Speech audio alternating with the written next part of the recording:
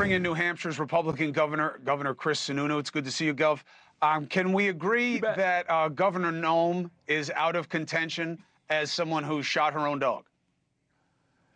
Yeah, that doesn't help. That doesn't help. Look, the story is strange enough. The fact that she did it is weird, but I want to know who read that and said, hey, Christy, that's a good story. You should leave that in the book. Like, that's just, I don't understand that at all. So I kind of famously tell everybody, whether you like animals or not, you always hold a puppy in your campaign ads. You don't shoot them.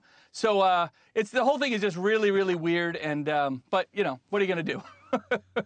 It gives me a little bit, just a little bit of hope for the humanity of our politics that Republicans, too, have been saying Noem is as dead as the dog that she shot in terms of her political future with the Trump ticket. Now, let's look at the other one. Did you ever think of that you would be saying on national television repeatedly, yeah, I support a guy even if he's a convicted felon. Yeah, I support him. I still support him. Did you ever think you'd have to say that? No, look, I don't think anybody, like we've all said, nobody wanted either of these candidates on top of the Democrat or the Republican side of the ticket. But elections are about choices. And yeah, I'm gonna vote for the Republican side of the ticket, to be sure. The reality is that people are getting crushed financially. They can't afford anything. They can't put groceries in their homes. They can't pay their rent. They have record credit card debt.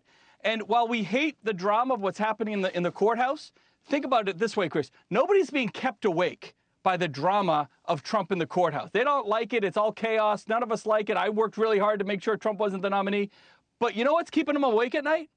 Paying their bills, making sure their kids can go to school, making sure that they have opportunities down the road. That financial stress is crushing families. And that's why right now it's 49-43. I mean, that's a reality. And elections are about choices. You don't go in and explain your vote this way or that way. You choose A, you choose B. You got to make a choice. Right, but you got to rationalize the choice to yourself as well. You're saying policy. On the policy front, you have zero concern that Donald Trump would do something to disrupt the election or disrupt any of the institutions that matter as a form of governance if he were to become president again. You have zero concern about that.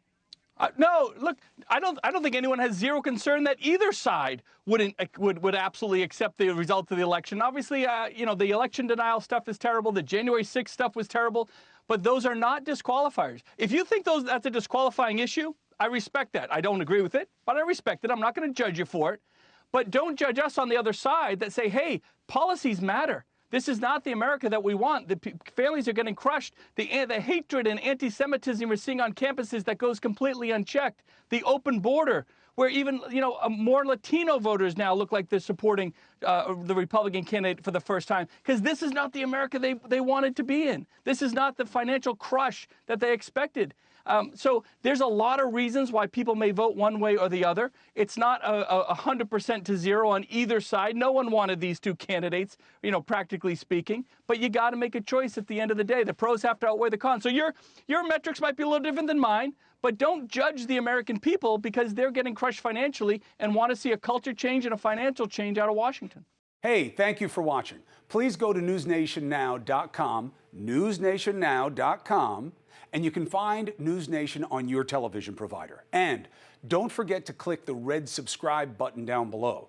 Then you will get more of NewsNation's fact-driven coverage.